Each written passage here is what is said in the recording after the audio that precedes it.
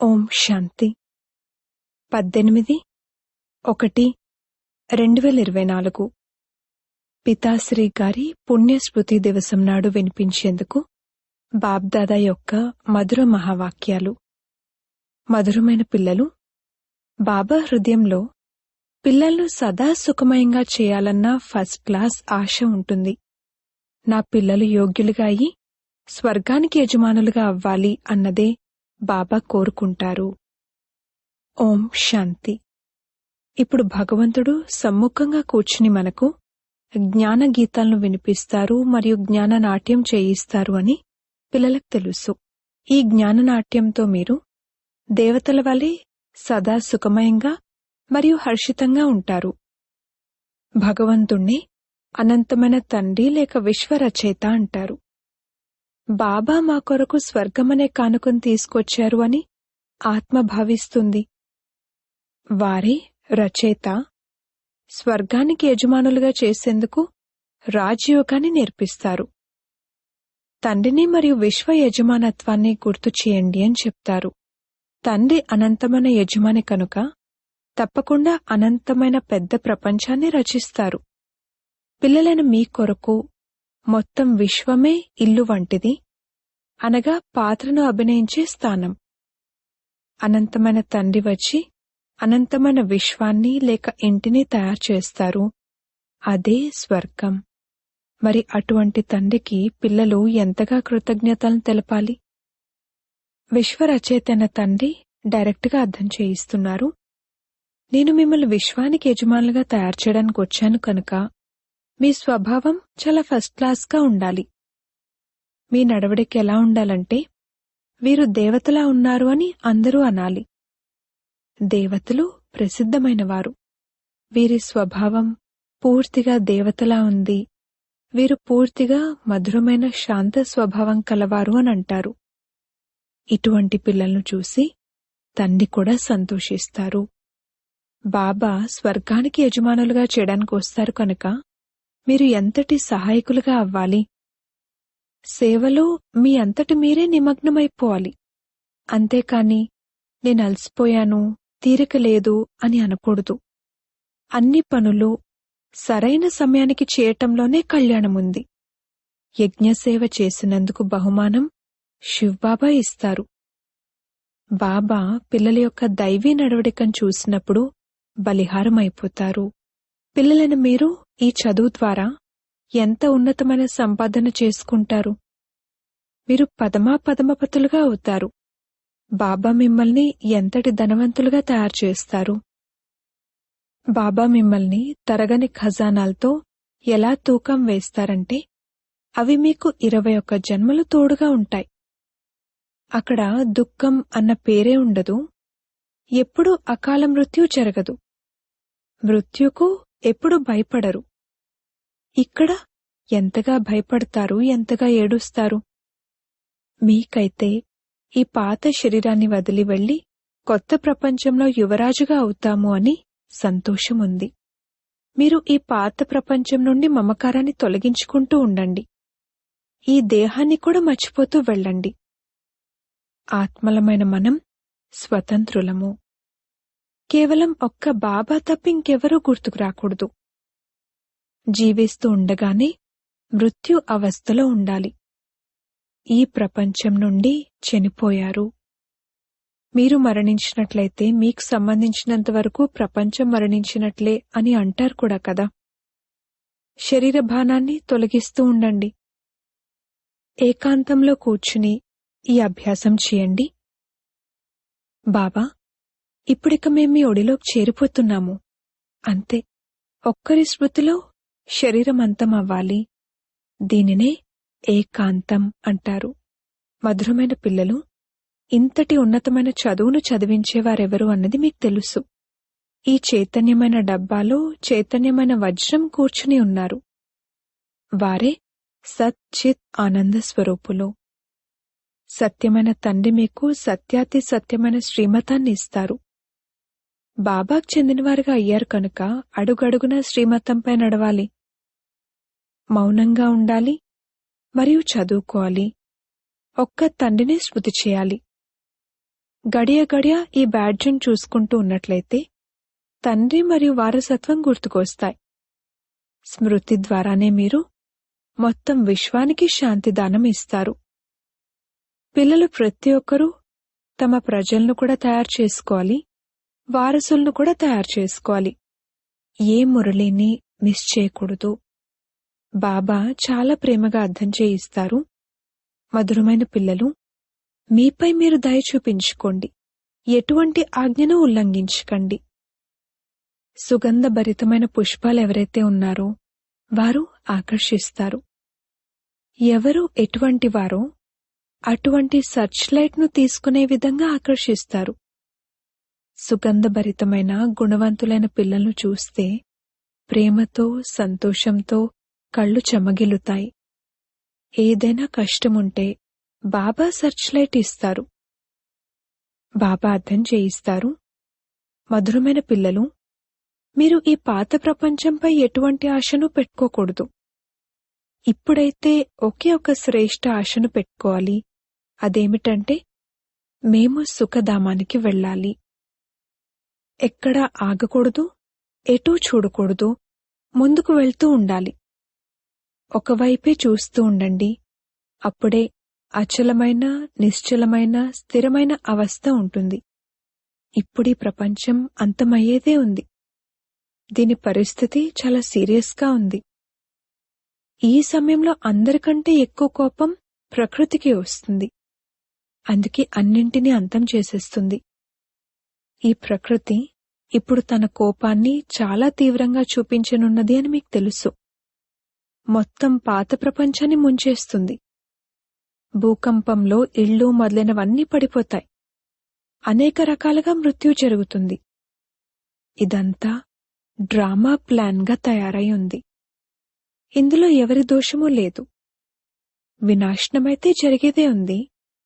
అందుకే మీరు దీని నుండి బుద్ధియోగాన్ని తొలగించివేయాలి. మీరైతే మీ సర్వస్వాన్ని ఇన్ష్యూర్ చేసేశారు. అందుకే మీకెటువంటి చింత లేదు. మీదంతా సఫలమవుతూ ఉంది. ఇప్పుడు మీరంటారు, వాహ సద్గురు వాహ, మీరు మాకు ఈ దారిని చూపించారు. వాహనా భాగ్యం వాహ, వాహ డ్రామా వాహ. మీ హృదయంలో నుండి వస్తుంది, బాబా మీకు ధన్యవాదాలు. మీరు మా నుండి 2 పిడికెళ్ల బియ్యాన్ని తీసుకుని మాకు సురక్షితంగా భవిష్యత్తులో 100 రెట్లు రిటర్న్ ఇస్తారు. కాని ఇందులో పిల్లలు చాలా విశాల బుద్ధిగా ఉండాలి. పిల్లలకు అపారమైన జ్ఞానధనం యొక్క ఖజానా లభిస్తూ ఉంటుంది కనుక అపారమైన సంతోషం ఉండాలి కదా. హృదయం ఎంతగా శుద్ధంగా ఉంటుందో అంతగా ఇతరులను కూడా శుద్ధంగా చేస్తారు.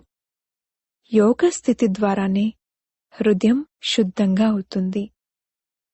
పిల్లలైన మీకు యోగిగా అవ్వాలి మరియు తయారు చేయాలి అన్న అభిరుచి ఉండాలి. ఒకవేళ దేహంపై మోహం ఉంటే, దేహాభిమానం ఉంటే, అప్పుడిక మా అవస్థ చాలా కచ్చాగా ఉంది, అపరిపక్వంగా ఉంది అని భావించండి. దేహీ అభిమాని పిల్లలే సత్యమైన వజ్రంగా అవుతారు. అందుకే ఎంత వీలైతే అంత దేహీ అభిమానులుగా అయ్యే అభ్యాసం చేయండి. తండ్రిని స్మృతి చేయండి. బాబా అన్న పదం అన్నింటికన్నా చాలా మధురమైనది. బాబా చాలా ప్రేమతో పిల్లలను తన కనురెప్పలపై కూర్చోబెట్టుకుని తమతో పాటు తీసుకువెళ్తారు. ఇటువంటి బాబా స్మృతి యొక్క నశాలో ముక్కలు ముక్కలైపోవాలి, మునిగిపోవాలి. బాబాను స్మృతి చేస్తూ చేస్తూ సంతోషంలో చల్లబడిపోవాలి. బాబా ఏ విధంగా అపకారులకు కూడా ఉపకారం చేస్తారో అలా మీరు కూడా బాబాను ఫాలో చేయండి. సుఖాన్నిచ్చేవారిగా అవ్వండి. పిల్లలు యోగ్యులుగా అయి స్వర్గానికి యజమానులుగా అవ్వాలి అని బాబా హృదయంలో పిల్లలను సదా సుఖమయంగా చేయాలన్న ఎంత ఫస్ట్ క్లాస్ ఆశ ఉంటుంది. పిల్లలను మీకిప్పుడు డ్రామా రహస్యం కూడా తెలుసు. బాబా మీకు నిరాకారి, ఆకారి మరియు సాకారి ప్రపంచముల మొత్తం సమాచారాన్ని వినిపిస్తారు. ఆత్మ అంటుంది, ఇప్పుడు మేము కొత్త ప్రపంచంలోకి వెళ్లేందుకు పురుషార్థం చేస్తున్నాము. మేము స్వర్గంలోకి వెళ్లేందుకు యోగ్యులుగా తప్పకుండా అవుతాము. స్వయం మరియు ఇతరుల యొక్క కళ్యాణం చేస్తాము. అచ్చా, బాబా మధురమైన పిల్లలకు అర్థం చేయిస్తారు.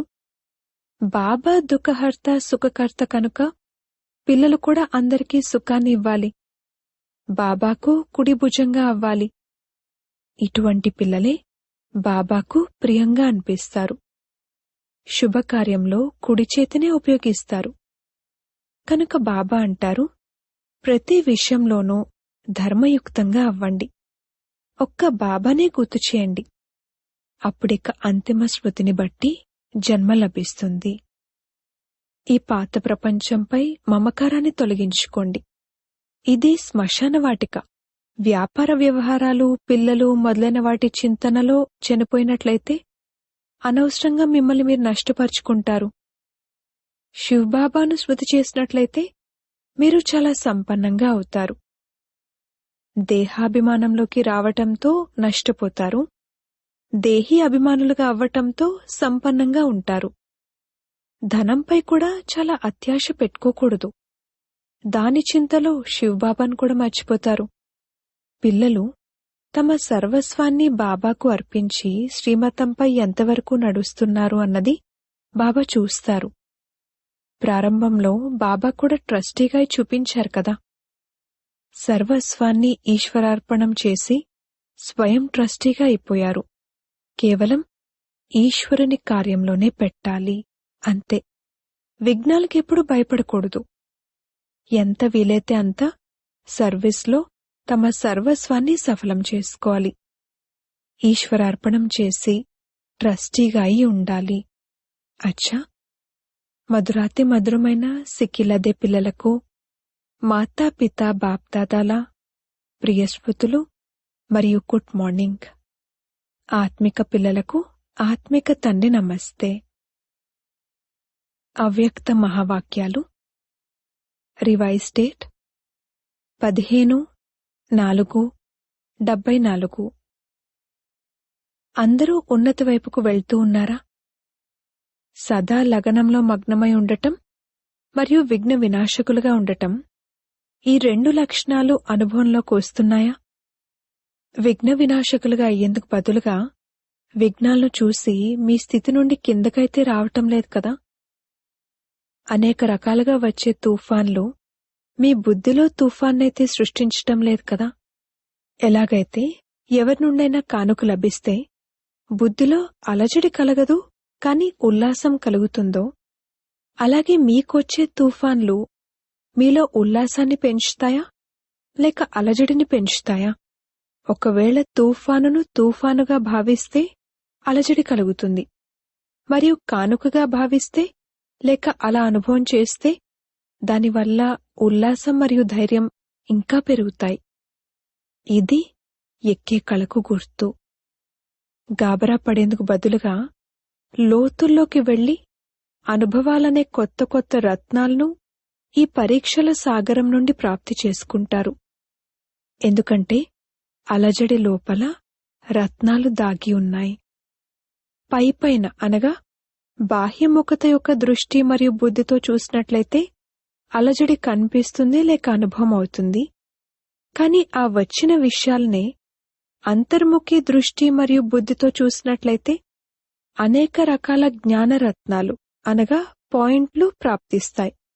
ఒకవేళ ఏ విషయాన్నైనా చూస్తూ లేక వింటూ ఉన్నప్పుడు ఆశ్చర్యం అనిపిస్తే అది కూడా ఫైనల్ స్టేజ్ కాదు, అంతిమ స్థితి కాదు. అలా జరుగుండాల్సింది కాదు అని డ్రామానుసారంగా జరిగినప్పుడు ఒకవేళ ఇటువంటి సంకల్పం ఉత్పన్నమైనా సరే దానిని కూడా అంశమాత్రమైన అలజడి రూపమనే అంటారు. ఇప్పటి వరకు కూడా ఎందుకు ఏమిటి అనే ప్రశ్నలు తలెత్తుతున్నాయంటే దాని అర్థం అలజడి కలుగుతుందని. విఘ్నాలు రావటం ఎంతగా తప్పనిసరో అంతగానే విఘ్న వినాశక స్థితిలో ఉండటం ఇదే హర్షితంగా ఉండేందుకు సాధనం. నథింగ్ న్యూ, కొత్తేమీ కాదు.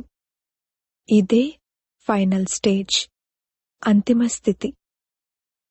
ఒకవేళ ఏదైనా అలజడి కలిగించే కర్తవ్యం చేసినా లేక పాత్రను అభినయించినా సాగరం సమానంగా పైకి అలజడి కనిపించినా కాని, అనగా కర్మేంద్రియాల అలజడిలోకి వస్తున్నా కాని స్థితి మాత్రం నథింగ్ న్యూ, కొత్తేమీ కాదు అన్నట్లుండాలి. ఏకాగ్రంగా, ఏకరసంగా, ఏకాంతంగా, అనగా ఒక్క రచయిత మరియు రచన యొక్క అంతము గురించి తెలిసిన త్రికాలదర్శి స్థితిలో, ప్రశాంతంగా శాంతి స్థితులై ఉన్నారా? లేక కర్మేంద్రియాల అలజడి ఆంతరిక స్థితిని కూడా కదిలించి వేస్తుందా? స్థూల సాగరం 2 రూపాలను చూపిస్తుంది అన్నప్పుడు మరి మాస్టర్ జ్ఞానసాగర్లు అటువంటి రూపాన్ని చూపించలేరా? ఈ ప్రకృతి పురుషుడి నుండి కాపీ చేసింది, మీరైతే పురుషోత్తములు. ప్రకృతి తన లక్షణాన్ని చూపించగలుగుతున్నప్పుడు మరి పురుషోత్తములు చూపించలేరా? ఇప్పుడు సమయం అతివైపుకు వెళ్తూ ఉంది. అన్ని వైపులా అతి కనిపిస్తూ ఉంది. అంతిమానికి గుర్తు అతి. కనుక ఏ విధంగా ప్రకృతి సమాప్తి వైపుకు అతిలోకి వెళ్తూ ఉందో, అదేవిధంగా సంపన్నంగా అయ్యే ఆత్మల ఎదురుగా ఇప్పుడు పరీక్షలు మరియు విఘ్నాలు కూడా అతి రూపంలో వస్తాయి. అందుకే ఇంతకు ముందిలా లేదే, ఇప్పుడెందుకిలా ఉంది అని ఆశ్చర్యపోకూడదు. ఇటువంటి ఆశ్చర్యం కూడా ఉండకూడదు. ఫైనల్ పరీక్షలో ఆశ్చర్యకరమైన విషయాలు ప్రశ్నల రూపంలో వస్తాయి. అప్పుడే పాస్ లేక ఫెయిల్ అవ్వగలరు. ఎటువంటి విషయాలు వస్తాయంటే వద్దనుకున్నా కూడా బుద్ధిలో ప్రశ్నలు ఉత్పన్నమవుతాయి. మరి ఇదే కదా పరీక్ష అంటే. అది కూడా 1 సెకండ్ యొక్క పరీక్ష వస్తుంది. ఎందుకు అనే సంకల్పం చంద్రవంశీయుల క్యూలో నిలబెట్టేస్తుంది. అందుకే ఏకరస స్థితిలో స్థితులయ్యే అభ్యాసం నిరంతరం ఉండాలి. సమస్య అనే సీట్ను సంభాళించటంలో నిమగ్నమైపోకండి, కానీ సీట్పై కూర్చుని సమస్యను ఎదుర్కోవాలి. ఇప్పటి వరకు సమస్య సీట్ను గుర్తు తెప్పిస్తుంది. విఘ్నం వచ్చినప్పుడు విశేషంగా యోగాన్ని జోడిస్తారు మరియు బట్టిని పెట్టుకుంటారు. దీని ద్వారా ఏం రుజువు అవుతుందంటే శత్రువే శస్త్రం యొక్క స్మృతిని కలిగిస్తుంది. అంతేకాని స్వతహాగా మరియు సదా స్మృతి ఉండటం లేదు. నిరంతర యోగులా లేక అంతరమున్న యోగులా? నిరంతర యోగి అన్నదే కదా మీ టైటిల్. శత్రువు రానే రాకూడదు. సమస్య మిమ్మల్ని ఎదిరించనే లేకపోవాలి. శూలం నుండి ముల్లుగా అవ్వటం ఇది కూడా ఫైనల్ స్టేజ్ కాదు. శూలం నుండి ముల్లుగా అయ్యేందుకు బదులుగా ముల్లును యోగాగ్నితో దూరం నుండి భస్మం చేసేయండి. ముల్లు గుచ్చుకోవటం, ఆ తర్వాత దాన్ని తీయటం ఇది ఫైనల్ స్టేజ్ కాదు. ముళ్లను మీ సంపూర్ణ స్థితి ద్వారా సమాప్తం చేసేయటం ఇదే ఫైనల్ స్టేజ్. ఇటువంటి లక్ష్యాన్ని పెట్టుకుంటూ మీ స్థితిని ఎక్కే కళవైపుకు ముందుకు తీసుకుపోతూ వెళ్ళండి. పెద్ద విషయాన్ని చిన్నదిగా అనుభవం చేయటం, ఈ స్థితి వరకు కూడా నంబర్వార్ యథాశక్తి చేరుకున్నారు. ఇప్పుడు ఎక్కడి వరకు చేరుకోవాలంటే ఆ అంశం మరియు వంశం కూడా సమాప్తమైపోవాలి. మీరందరూ సదా ధైర్యంగా, ఉల్లాసంగా మరియు సర్వుల సహయోగులుగా ఉంటూ నడుస్తున్నారు కదా. కలియుగ ప్రపంచాన్ని సమాప్తం చేసేందుకు లేక పరివర్తన చేసేందుకు, మాయకు వీడ్కోలిచ్చేందుకు సంఘటనతో చుట్టముట్టారు కదా. గట్టిగా చుట్టముట్టారా లేక మధ్య మధ్యలో ఎవరైనా డీలాగా అయిపోతున్నారా, అనగా అలసిపోతున్నారా, లేక నడుస్తూ నడుస్తూ ఆగిపోతున్నారా? ముందుకు వెళ్లరు, వెనక్కు రారు, ఎలా ఉన్నవారు అలానే ఉండిపోవటం అని ఈ పాఠాన్నైతే పక్కా చేయటం లేదు కదా. సమయం ముందుకు తోస్తే నడుస్తాము అని ఇలా ఆలోచిస్తూ ఎక్కడున్నవారు అక్కడే ఆగిపోలేదు కదా. ఎవరి నుండైనా ఏ ఆధారం కోసమైనా ఎదురుచూస్తూ నిలబడిపోలేదు కదా. ఇటువంటి స్థితి కలవారిని ఏమంటారు? దీనినే అంగద సమాన స్థితి అని అనుకుంటున్నారా? ఒకవేళ ఇలా ఆగిపోతే చివర్లోని వారు వేగంగా వెళ్లిపోతారు. పర్వతాలపై మంచు పడి గెడ్డకట్టినప్పుడు మార్గం మూసుకుపోతుంది. అప్పుడు ఆ మంచును కరిగించేందుకు లేక ఆ అడ్డును తొలగించేందుకు పురుషార్థం చేస్తారు. ఇక్కడ కూడా ఒకవేళ మంచులా గెడ్డకట్టేస్తే యోగాగ్ని తక్కువగా ఉంది అని నిరూపణ అవుతుంది. యోగాగ్నిని తీవ్రతరం చేస్తే అడ్డు తొలగి దారి క్లియర్ అయిపోతుంది. మీకు లభించిన ధైర్యం మరియు ఉల్లాసం యొక్క పాయింట్లను బుద్ధిలో మననం చేస్తే దారి క్లియర్ అయిపోతుంది. పురుషార్థపు గతిలో అంగదునిలా అవ్వండి. మాయతో ఓడిపోవటంలో అంగదునిలా అవ్వకండి.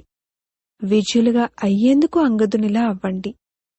అచ్చా, ఉన్నతోన్నతుడైన తండ్రి ద్వారా పాలన తీసుకునేవారు, విశ్వపాలన చేసేవారు, విష్ణు కులానికి చెందిన శ్రేష్ఠాత్మలు, ప్రకృతిని పరివర్తన చేసే పురుషోత్తమ ఆత్మలు, విశ్వమెదురుగా సాక్షాత్తు మూర్తులుగా ప్రసిద్ధమయ్యే ఆత్మలు, యోగి ఆత్మలు, అటువంటి వారికి బాప్దాదాల ప్రియస్మృతులు మరియు గుడ్ మార్నింగ్. వరదానము: సేవలో ఉంటూ సంపూర్ణత యొక్క సమీపతను అనుభూతి చేసే బ్రహ్మ బాబా సమానమైన ఉదాహరణ స్వరూప భవ. బ్రహ్మబాబా సేవలో ఉంటూ సమాచారాన్ని వింటూ కూడా ఏకాంతవాసిగా అయిపోయేవారు. 1 గంట సమాచారం గురించి 5 నిమిషాల్లో సారాన్ని అర్థం చేసుకుని పిల్లలను సంతోషపరచి తన అంతర్ముఖి ఏకాంతవాసి స్థితిని అనుభవం చేయించేవారు. అలా బాబాను ఫాలో చేయండి.